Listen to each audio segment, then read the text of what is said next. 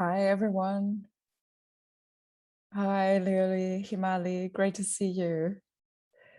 I will do a very brief introduction of ourselves, and then we can get right into it. My name is Stefanie Hessler, and I'm the guest curator of this year's MOMENTA Biennale, together with Himali Singh Soin, who's with us tonight, Maud Johnson, and Camille Georgeson Usher.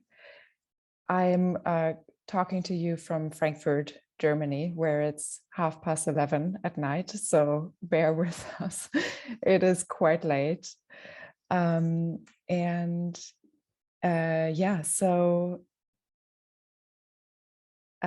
here tonight also with Léuli Eshrāghi, who is Samoan, born in Yui country, Australia, living in Implantua, Alice Springs, Australia, and Teotihuacan, Montreal, Canada. And Léuli has a beautiful installation in the exhibition that we'll be talking about tonight.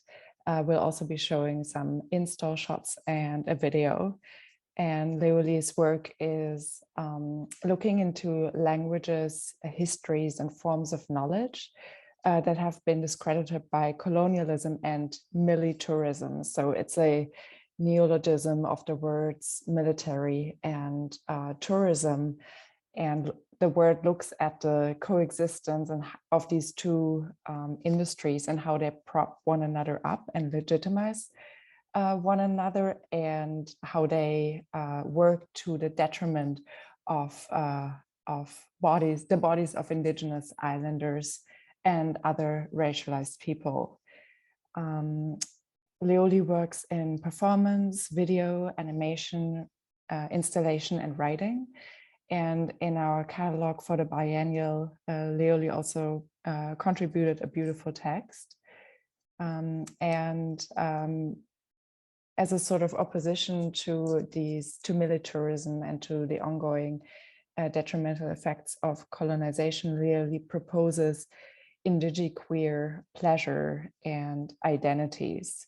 And so their projects are aimed, among other things, at restoring marginalized voices, such as those of Fina, so people who identify to third or also fourth gender, and who have non-binary role in Samoan, and so Léuli proposes, forms of healing through their work. So I'm really happy that you're here with us tonight. And Himali Singh Soin is a wonderful curator in this case and an artist who is working on questions of ice and the Arctic and Antarctic and exploration, and looking at it from a position of Southeast Asian futurism. And in the case of MOMENTA, we actually worked together in the curatorial team. And I believe, Himali, it was your first time not working as an artist or a writer, but as a curator, right? Actually, Yes. I feel like the whole, maybe even Léoli's practices like this, that the artistic and the curatorial and the textual all kind of start to blur. They literally become octopi with tentacles, because I feel like the artistic practice is a lot of bringing people together. But actually, I curated quite a lot in India as well. Most recently, a collection of manifestos. Beautiful. Yeah, and you've been exhibiting your work also all over the world, among other places, at Coach in Delhi, India, at Somerset House, Mimosa House, Serpentine Gallery in London, at the Gropiusbau in Berlin, as well as Haus der Kultur in der Welt, and many other places. And I really love how in your work and also in the curatorial process, we've constructed these different sort of images and pathways, considering really how we can think and feel together. And I think that you do this wonderfully in your work, where you address ecological loss, the loss of home, of shelter or seeking shelter, healing, sound, language, music, all of that forms part of your work. So it's really wonderful to be speaking with you tonight. I would like to add just a couple of words also about the theme of Momenta and then hand over to you, Léuli. So Momenta, this is the 17th edition of the biennial, and it takes place in Tiohtià:ke, Montreal. The title of the exhibitions is Sensing Nature. And so throughout the process, we've been discussing what does it actually mean to approach nature at this moment in time, where there have been so many exhibitions about nature and where we all know that essentially we need to speak about ecology, we need to speak about environmental justice. And so we thought that, first of all, we'd love to look at environmental and social justice together and really consider those two as one. And we'd also like to focus on sensing to contribute other forms of world making and knowledge making that are not centered in the European Enlightenment way of building knowledge and of categorizing and trying to grasp for the purpose of exploitation very often, but rather to actually listen to what our bodies can tell us, as well as to what nature can tell us on her own terms.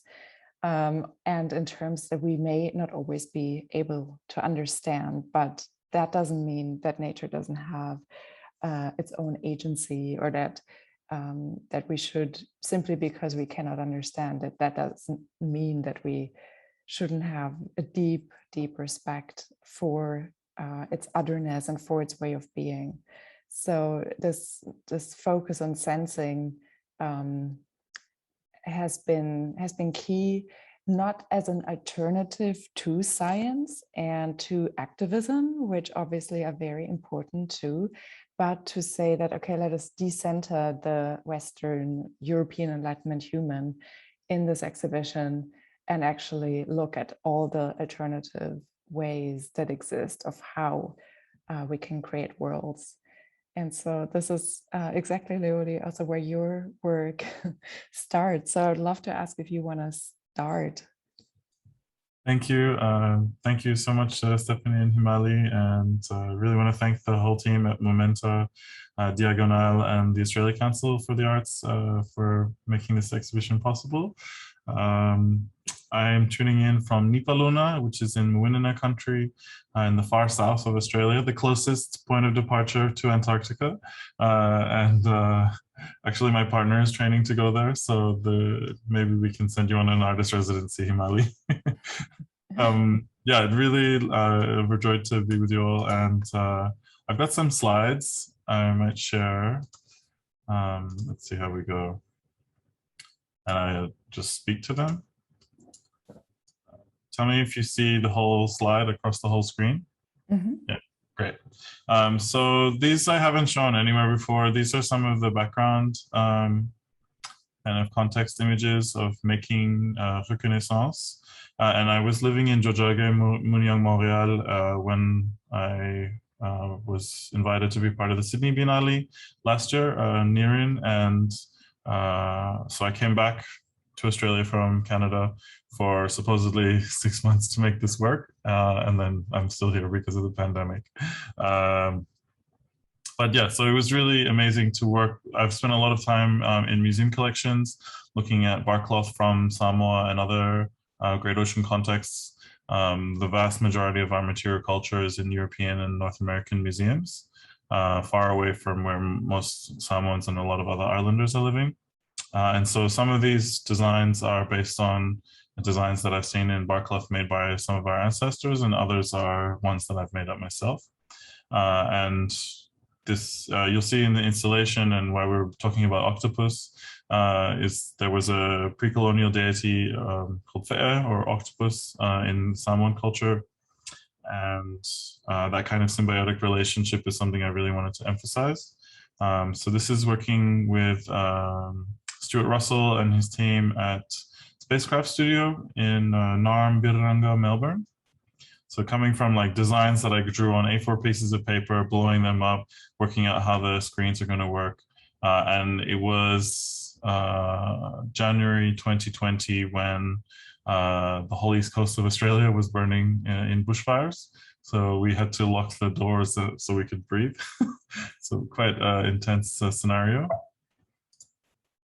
So I had, rather than like kind of the more traditional red, black, and yellow palette of customary barcloth making in the islands, I wanted to make it really poppy and actually chose trans flag colors. So blue and pink is the base colors, and then Diagonale, you can see the ones that were made with blue, which are the base colors, and then over that we have this Technicolor rainbow puff. It's called puff, and you iron it on. So it was a lot of ironing together. It was a really fun process. And this is one of the details of one of the screens. Some more of the background. So you can see the blue is quite different to the pink. And then with the color kind of starts to combine, but no meterage of this whole process is the same. So it looks and feels quite different. This is a close-up on the left of some of the fabric. We made about 160 meters, so it's definitely the largest body of work of my whole life. And I think is much more pleasurable than writing my PhD. But it was a beautiful process, and this is just some of the images of the rocks that I spent time with. That became part of the installation on Werema, Cockatoo Island. And just for scale, so I was visiting Sydney for a few months to install the work. This is a photo of Edward Horn on the left and Nina Ahmed Peterson. So there were two women metallurgists, and I mentioned that because it's quite rare in exhibition and festival installation in Australia for there to be two women metallurgists, and they were like, "What, you as well?" And so they created this huge steel pool, and we lined it with gold. And the collaborators that I'll mention in a second and myself, we performed in it on the opening weekend. And it was like a week before the global shutdown. So, you know, the last bit of performance I prefer the full within of the world. And then some of the neon and crates, these are different to the ones, like they're very similar, but they're with Australian voltage. So they've stayed in Australia, and we made new ones in Montreal. Some of the behind the scenes shots with my collaborators. On the left is Kiliati Pahulu, Tommy Misa, and Steli Gap, or Sereima Andimate.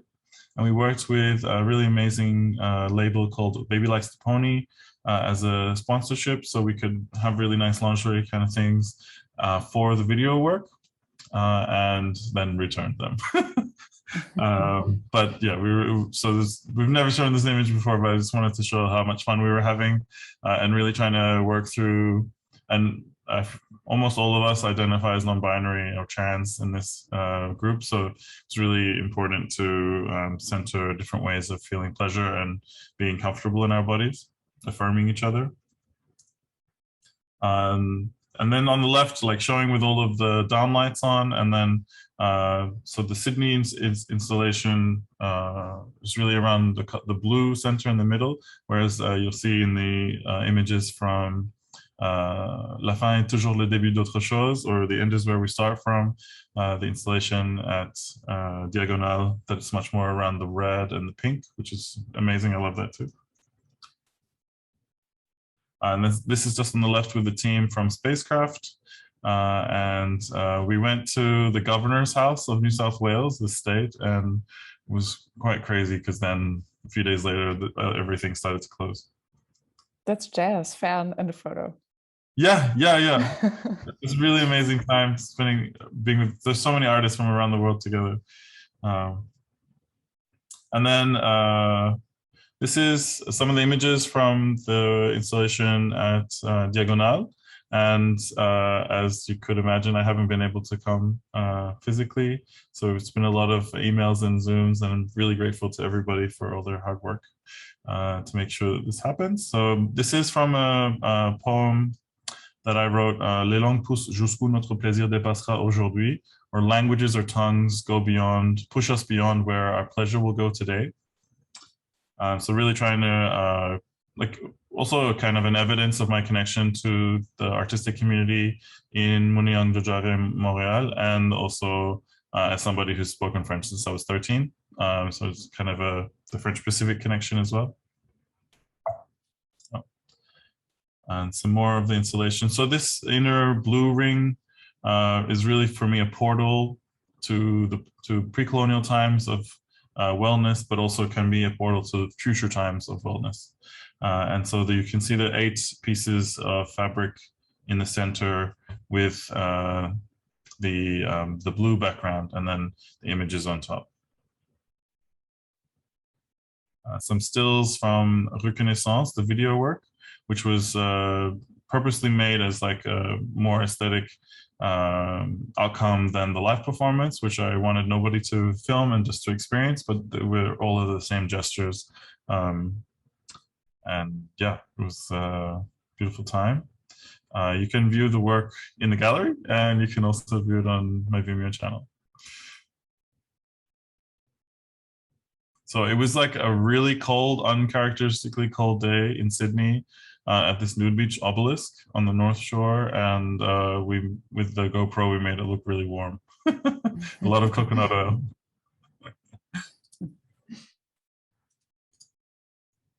And then this is another, I'm really, like, a lot of my work is, in more recent years, is looking at the restoration of the complexity of different indigenous language terms.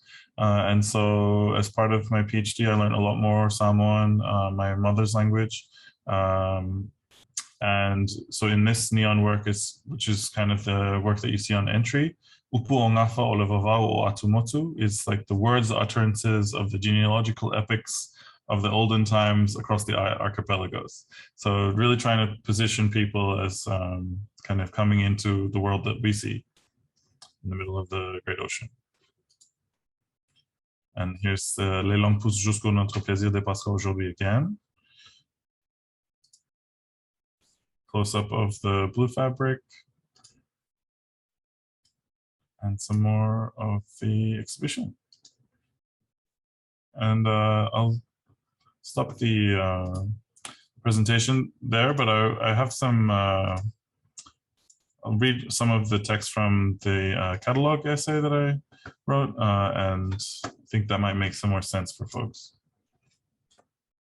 It's a little bit of a journey. Let us return to late spring of 2019, when I find myself in a Montreal bookstore listening to a grand dame of Francophone Indigenous literature, Joséphine Bacon, Innu, who reveals during a first discussion with her Anglophone counterpart, Lee Maracle, Stolo, I really want my language to never die. Here she's speaking about Innu, having started writing literature after seeing her grandfather read and reread the Bible in that language. As there were no other texts available in Innu and he was not literate in French, he was forced to continue with Genesis and the Gospel. Then she continued to write. Our pleasure today is to see between these current texts those histories long held captive underground.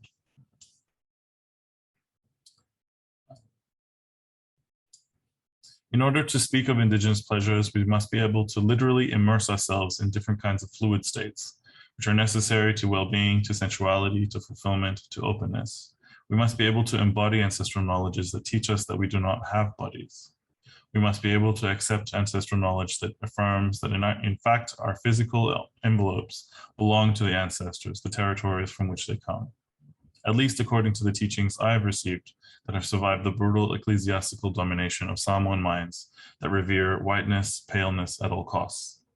To take up Tlingit curator and writer Candace Hopkins' term, our bodies are visual manifestations of what I call ancestral come lines, which can be expressed in these Samoan concepts.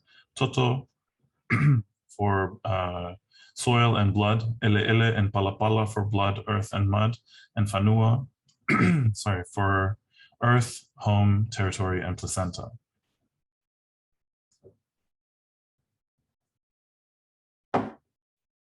How do indigenous sensual languages express themselves? Do ceremonial performative actions form an indigenous sensual language that calls upon ancestral presences and audiences of multiple dimensions? How can we heal ourselves and come to terms with ourselves as sensual beings, knowing full well that we still need a cultural renaissance, a resistance to the colonial legacy that has never vacated our imaginaries? Can the verbs we use to describe the antics with a lover, feed, lick, eat, devour, rim, furrow, pour, be understood as affective cannibalism? Will indigenous sensual languages be able to move with dignity, putting decoloniality and indigenous truth back into our imaginaries, and be able to hold our come lines together in a consensual and intentional way? Can we really conceive and maintain sensual, romantic, sexual, friendly relationships that are both supportive and ethical, both egalitarian and life-giving? And to round out the little sections from the essay, how should I approach the concerns for truth and accountability to communities in the conceptions of Fa'aiunga, Fa'aliliunga, Fa'amatalanga, translation, transcription, and interpretation?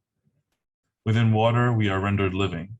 The pre-colonial practice of songi, or sharing breath, touching our nose and forehead, shows Samoans and other indigenous peoples that to breathe deeply, consciously, is to affirm our existence in a relationship to life-giving water and air, to revel in our nakedness and sexuality as markers of health on paths set out by the ancestors.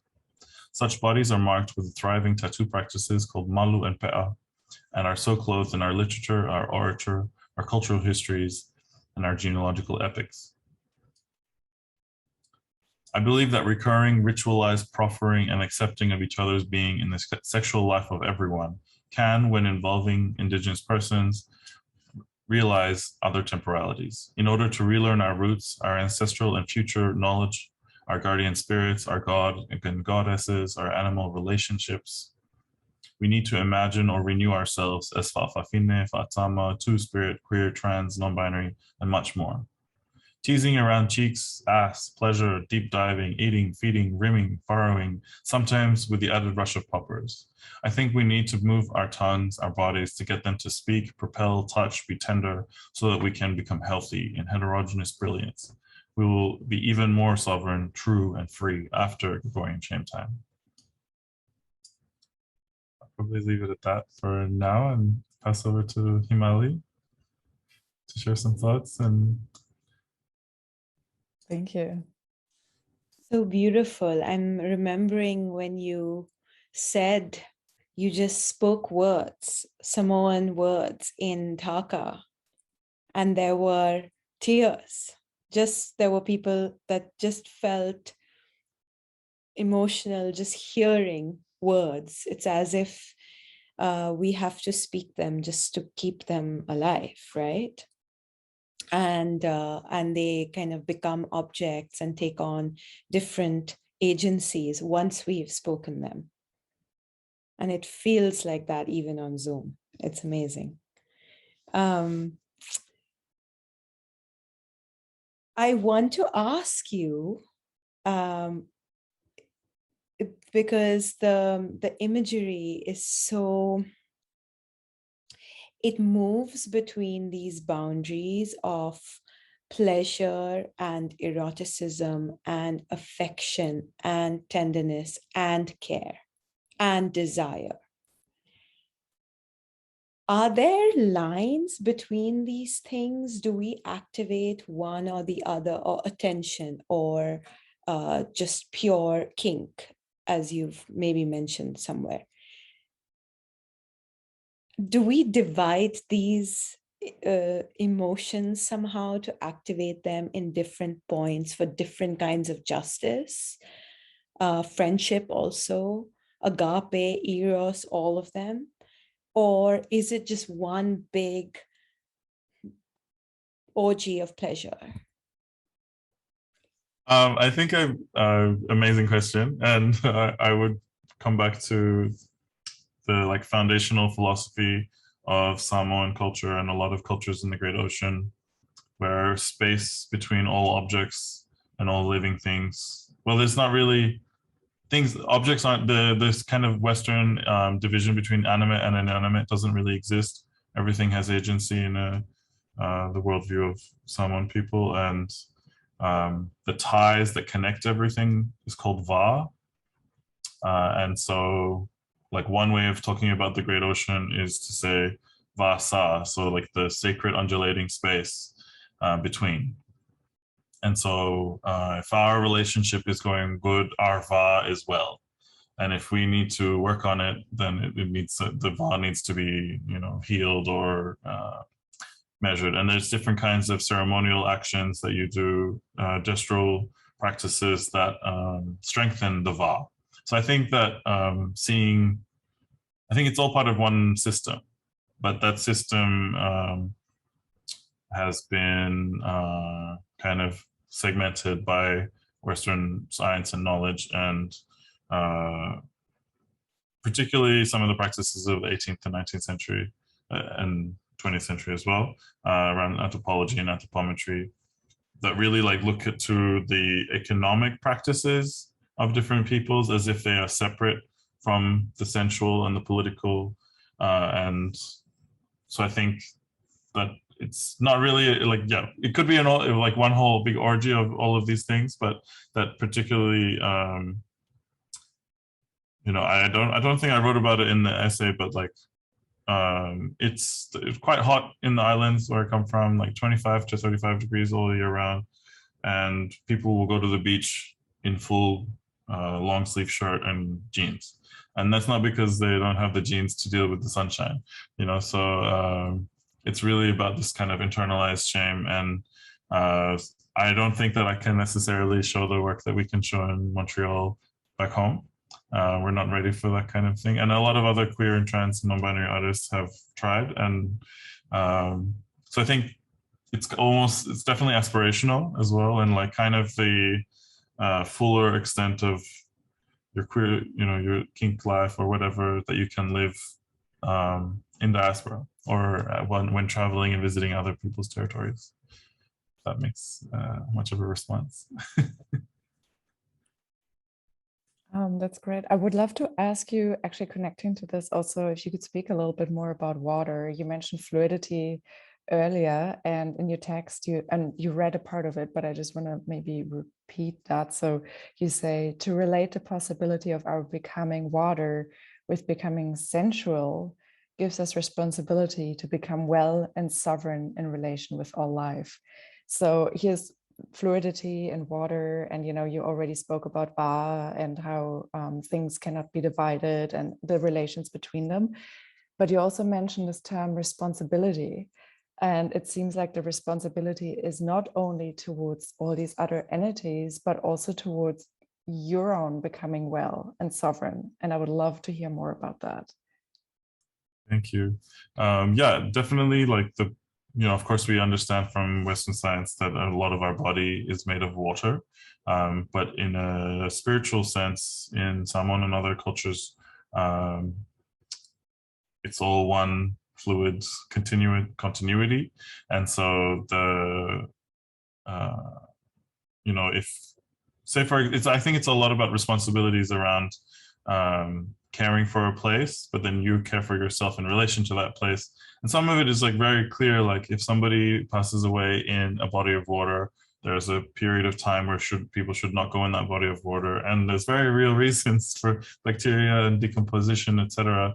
But also to kind of like honor the sanctity of what has happened in that place, or the, you know, the destruction of a life in that place. So the fluidity is really like, I guess that it's really based on seeing the water all around.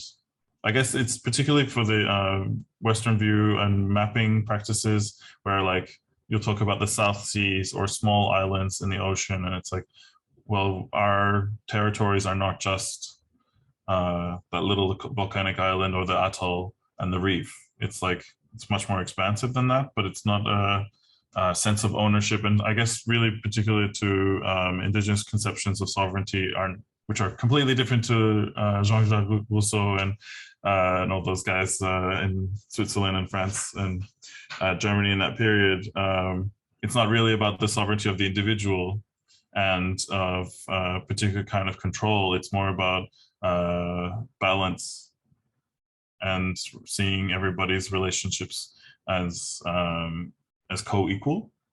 And so the fluidity, I think, is definitely, again, it's like aspirational, like the rivers back home, speak to my parents like pretty regularly, and there's not enough water. And this is like, there hasn't rained enough this time, the past few months, and they had like quite a lot of cyclones last summer. So there's quite a lot of, I feel like it's like we haven't fulfilled a lot of our responsibilities to keeping the caves clean, to keeping the rivers and lagoons clean, and looking after the space that other beings live in. So it's like very practical. It's not like entirely this, I mean, totally it's philosophical as well, but it's definitely based in day-to-day actions that need to be upheld. I have to send you both. Go ahead. Sorry, I was going to say I have to send you both this essay called The Temple of the Butthole. And it is, you know it. But it's really interesting because obviously it's looking at the body and cultures of fisting, but it's also thinking about non-linearity in that way and breaking down. When you're saying water, I'm also thinking of like disembodiment, right? There's no beginning and there's no end. I've just been reading about the search for the source of the Nile, and basically it's a completely European preoccupation. And so for a while I was like, is it that people in the Africas know the source of the Nile, and that here in Europe they've just been searching for it? Maybe there wasn't an obsession with the source in the first place. And it turns out there's this thing called the sud, which is a green vegetation that starts to grow in the middle of the river, obscuring it from all the explorers that have tried to reach its source. It's beautiful. I love that. Incredible. Yeah, I was just going to say that, I mean, I love how people like Epeliha Ofa or Teresa Teaiwa or Katerina Teaiwa are really reconsidering through language, actually. I mean, you mentioned the small ocean states, but I mean, how Ofa called it the large ocean nations, I believe is the term that he proposed. And of course, language is so important for how we conceive the world. And it's so important for actually both of your work. So I would love to hear a bit more from both of you about language and poetry. You want to go first, Himali? Léuli, I chose just one poem to maybe read, and it's for you because it immediately just made me think of you. It doesn't have anything to do with anything we're talking about, but maybe it's have everything to do with it. One quick poem. It's called Thinking Like an Island. We think like an island. We are both our bodies and the water that we resist. We are made from an explosion and also an erosion. We are delusional. We die, and every time our souls rise up for a little more clarity, we wake up to take the oblique journey back to the shore.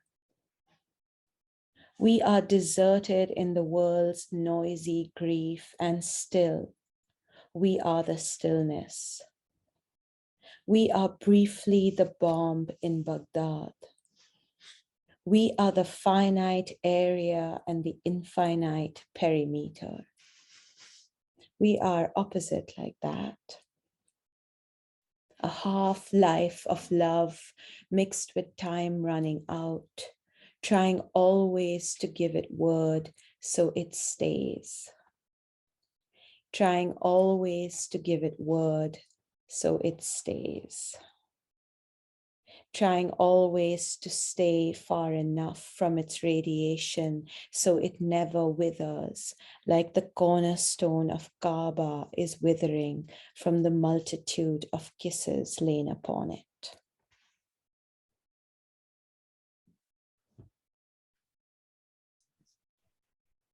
Incredible. It's so beautiful. Thank you. I think in a way, I'm really reminded of course, Edouard Glissant and so many amazing thinkers from the Caribbean, and some of that has really like come into some of the scholarship and artistic practice of folks in the Great Ocean in Australia and other places, but I think like it hasn't really come in the same way. Maybe because not so many people are reading Black authors on this side of the planet. Of course, there are Black authors here as well, but you know, the way that especially that what Epeli Ha'ofa and others have been trying to change our thinking around is that an island, you know, and we can see that when we see that there's where New Zealand and New Caledonia are the last remaining high parts of a sunken continent called Zealandia currently, which was only discovered recently. And so kind of seeing that every island is in relationship, is in constellation with every other place. And I feel like we've definitely felt that through the many waves of the pandemic and other crises happening right now.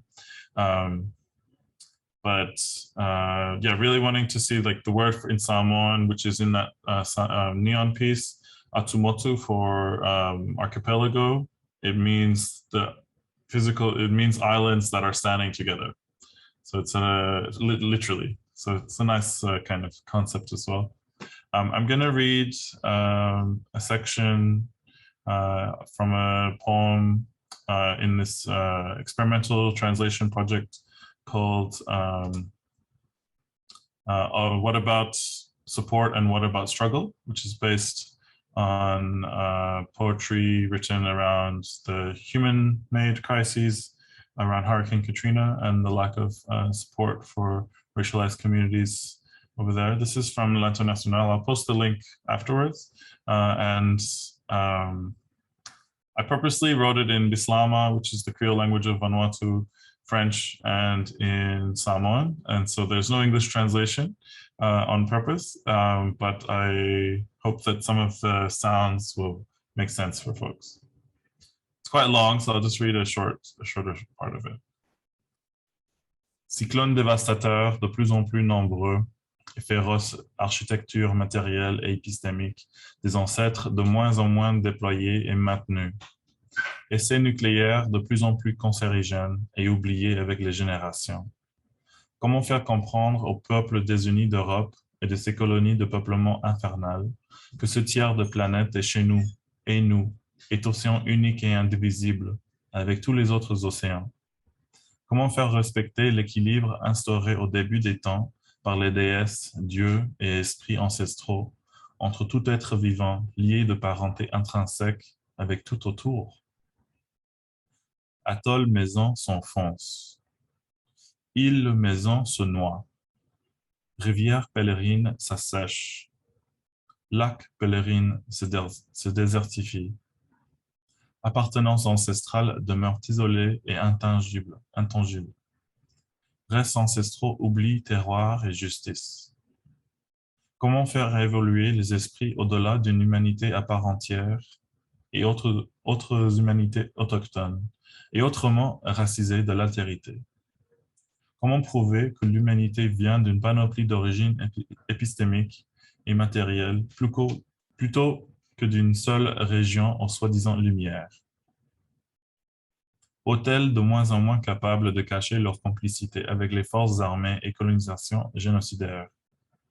Grandes associations sportives de plus en plus audaces et blackbirdesques.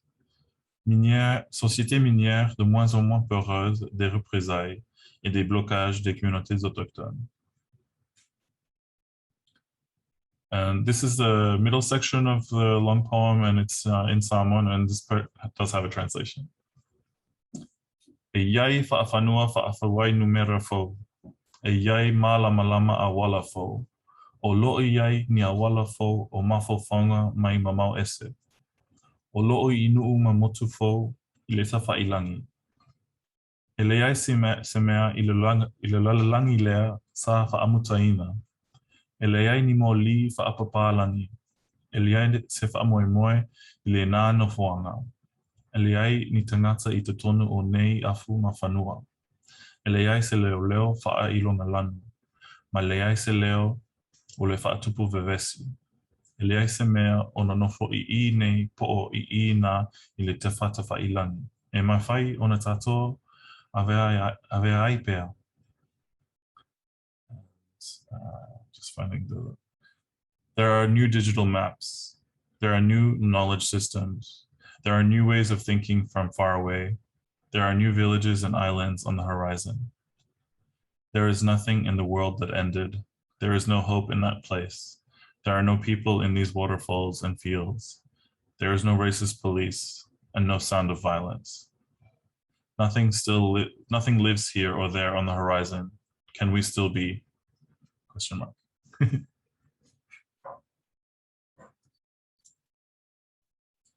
I'll post that in here, and there's a longer poem if anyone is interested. Or how do I? Yeah, so thank you. Thank you. So beautiful. Thank you. I mean, there's just so much there. I really love how both of you actually, from what I could gather of the French part and from your poem to Himali, how you both connect our bodies with what is surrounding them. You know, you, Himali, speak about the islands or the, you know, how we're the islands and how the water is pushing against us and this sort of resistance, but how we're also one. And this is also very present actually in your writing, Léuli. Yeah, I think, you know, there's this very real existential threat for so many places in the islands. And so many populations are already majoritarily diasporic, like Samoans and Wallis and Futuna peoples, and then smaller archipelagos as well, where a lot of folks are living in New Zealand and in the US. And so I really wonder what cultural memory looks like. And of course, not just, you know, really can't think of it as just whatever an individual contribution is, but thinking about, is it possible that we can access our culture online? Is it possible that the logics of incels who created a whole lot of these platforms can really be upturned and could be made into caring things? Do we need to have like a Facebook that's not run by somebody who's there for profit? Can you have a public kind of platform? Thinking a lot about what I've read around Estonia as well. So I think a lot of for me, it's like, since making the work originally for Nirin and presenting now in Sensing Nature, really thinking about cultural memory and how, of course, like queer and trans and non-binary folks imagine ourselves into the future, but particularly thinking about what kind of conditions do we need for our languages to be present online, and for some of these practices that are really dependent on species, such as the bark cloth coming from the paper mulberry tree. If that tree ceases to exist, how can we continue some of these material practices that are really, the mnemonic element is really dependent on another being. And I've seen that here since living for 2 months in Nipaluna, where the local Palawa people make a lot of work with the bull kelp. And the bull kelp is disappearing because the sea is warming. But as far as that, I think some of the subantarctic islands, the currents don't reach there. So maybe we can just get supplies from elsewhere. Yeah, actually, yeah, I mean, in Norway where I live, you know, Sápmi, there's a lot of that happening as well, you know, where we're not as affected by rising sea levels, but definitely by, you know, land disputes and territorial issues, where the same questions of, you know, the material relations with the spiritual world become, undone and need to be redefined if possible. But of course, all of these ancestral lines, cease to exist or are under threat at the moment. And so, it happens in so many places.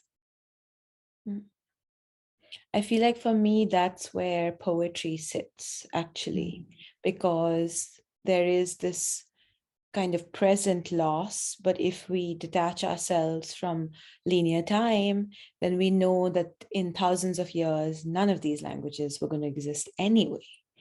But then poetry becomes this illegible place that can maybe hold these different time periods together. And translation, certainly.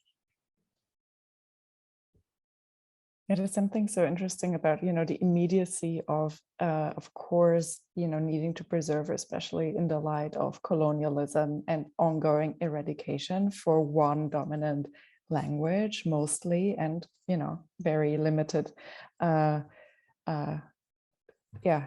cultures that are sort of available still. But then, of course, bringing in deep time, which also is so important in your work, Himali, and like with, thinking with eyes and what is preserved and what comes undone through eyes, for example. I think those different time shifts are so interesting. And there, of course, poetry or speculative fiction can really help us to, introduce this kind of, like a time travel device almost to bridge those various times, whether that's on a linear scale or on a completely, a different kind of system. And I guess that would also just bring us back to love, to square the circle a bit, because love feels like, and when I say love, I mean all of those things. It feels like that one experience that also allows us to glitch through time, because we are either hysterical or slow motioned in love. And even language then seizes in a different way. I love that you call love a glitch. That's just perfect. That's amazing. Yeah. It really resonates to me too, thinking about my dad's cultures, Persian from the plateau in Western Iran, and how this is like kind of mystique around illiterate people in the villages, even knowing how to recount, many tomes of poetry, because that's how the poetry lives on from, 500, 1,000 years ago. And in registers that are, not spoken necessarily today. And definitely, so many, or I would say all cultures on earth that are have language have our cultures of orality, but we kind of, through the church or mosque or whichever iteration of a religious institution, the focus on the written really takes over.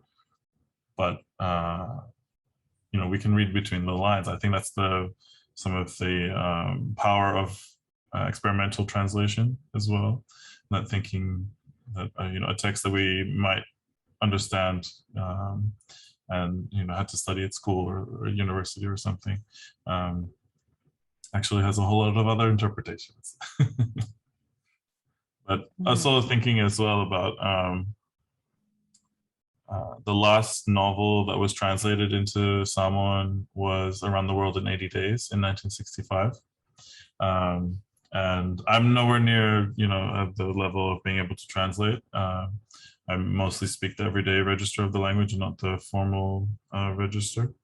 But hopefully I'm hopeful that people will be able to do that soon. And, it's not that there is poetry written in Samoan, and, which is also why I wanted to start writing it in Samoan as well in this piece. But there's the majority of the literature, of performance practice, of visual arts practice happens in English, politics and the media, everything is happening in English. So it's, you know, it's like we're able to converse, which is lovely, really powerful, but also be great if as much attention as is given to thinking in people who express their thought through English, if that was also reciprocated to other parts of the world. And I know especially in France and Germany, there's a huge culture of translation of like novels and philosophical texts and essays and whatever from lots of different cultures. But yeah, just thinking a lot about the global North and South and where we get our thoughts from. Yeah. I'm thinking also of how that will change or is already changing, you know, with our language becoming digitized, and what kind of languages even have an alphabet that can be translated into the digital space, right? Like what kind of keyboards are available, how can we write, but then also how we've moved from oral cultures to incredible, I mean, so everything is written down and through text or through photography and video that is being archived. So these intense amounts of information that are available, what will that actually mean for, you know, how you tell a story? So yeah, so many questions. I always love that term that Homi Bhabha used called like the empire writes back. As opposed to strikes back, right? And so those of us that are sort of left with the colonizers' language a little bit, what do we do except again glitch it and you know, forego Times New Roman and forego justified paragraphs, right? And then in between is punctuation, and maybe that punctuation binds us in some way. And if we had to transcribe punctuation into the natural world, it's silences. It's so many registers of silences, which is also something I feel like there's an undercurrent in this whole conversation of the loss that is always already there. Yeah, and like in really, you know, of course, we are reckoning with the impacts of European colonizations around the world, but they're not the only ones. There are other forms of practices, thinking particularly around Persian kind of supremacy over other indigenous and other peoples, Kurdish and others in Iran and in Afghanistan. And, you know, it's not so much a blame game as an existential kind of question of how many stories we have access to. Same as, you know, biodiversity. We need the cultural and literary diversity, aesthetic diversity to be well.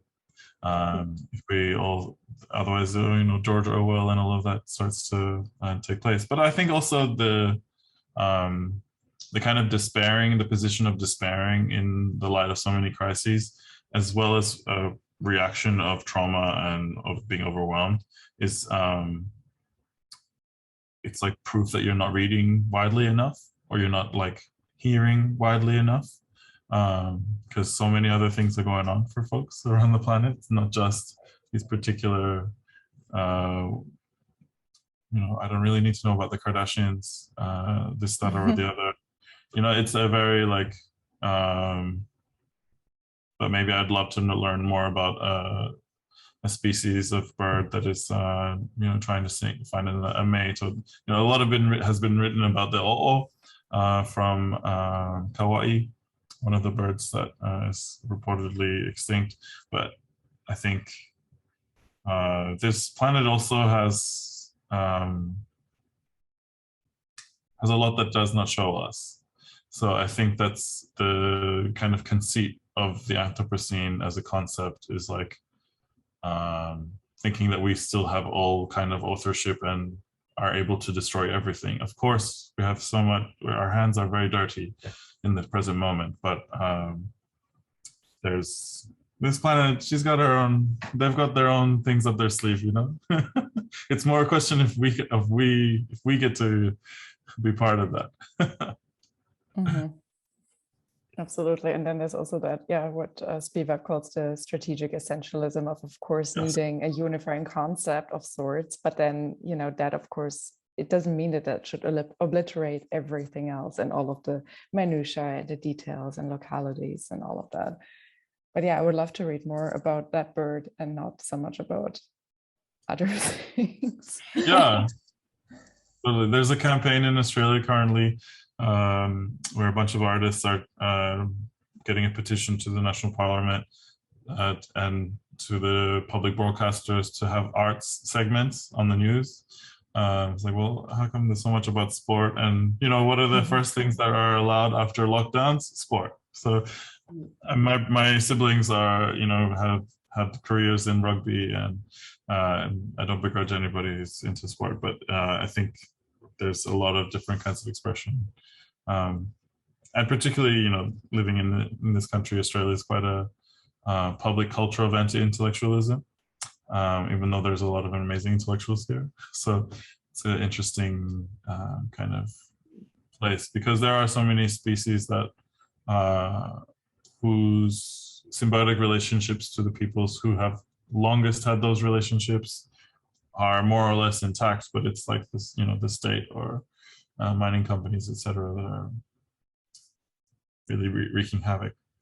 I guess I'm going all over the place, but thinking a lot about there was a what we called the royal pigeon, the manumea, in Samoan culture, which is like really endangered, and a whole lot of the ceremonial language around gathering and long form discussion. A lot of those expressions and like markers of different stages in the discussion come from interactions with that bird. So it's kind of like, how can, yeah, I guess for me, it's like, we already have so many ghosts, so many specters in the ways, in every context, in every history on this planet. So like, how do we kind of chart some ways forward that, because forgetting that those gaps are there, those ghosts are there, those ghostly presences are there, is how we get into such a bad place, you know? So maybe we're just, I think that it's kind of like an element around this emphasis on ecologies that's in the biennial and also in other places around the world in the visual arts and academia currently. It's like, maybe we need to think about the ghostly presences and absences more explicitly as well. Absolutely. And I also think that, you know, bringing pleasure in is so important, you know, because one can really draw a power from that, as Audre Lorde and other people have said, and also how to cultivate pleasure, not only for rugby, although there's nothing wrong with that, but, you know, how do we cultivate other forms of pleasure that do not attach themselves to what we've been captivated by, you know, essentially, yeah, capitalism and, you know, whatever is marketed to us, which is very attractive, you know, but how do we find how do we attach our pleasure to all the other things that exist, you know, be they physical or spiritual.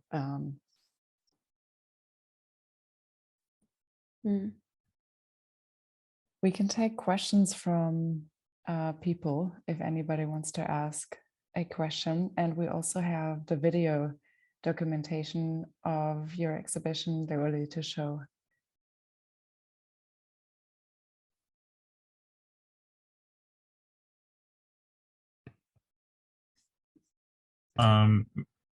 Maybe if anyone wants to think about a question and I can play the video, or do you want to play it, Stefanie? If you have it there, otherwise I'm happy to.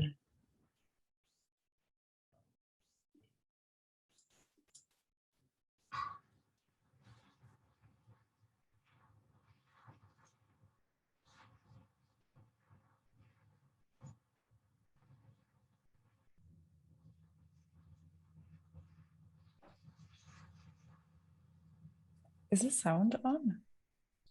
Yeah, you can't hear it? Mm-mm. It's just water though. There's not much. Okay, we can just look. It's like really loud on my computer, but I can't.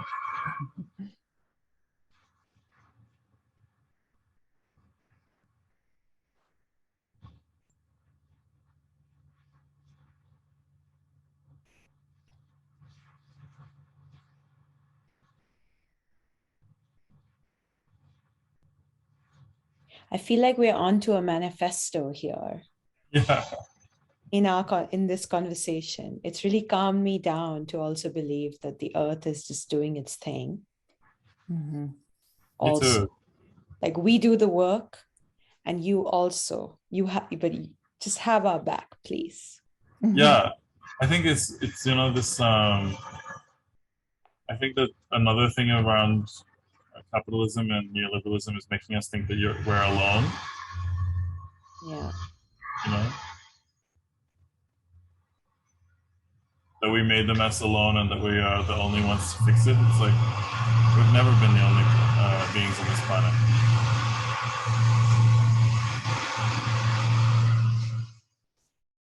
Thank you.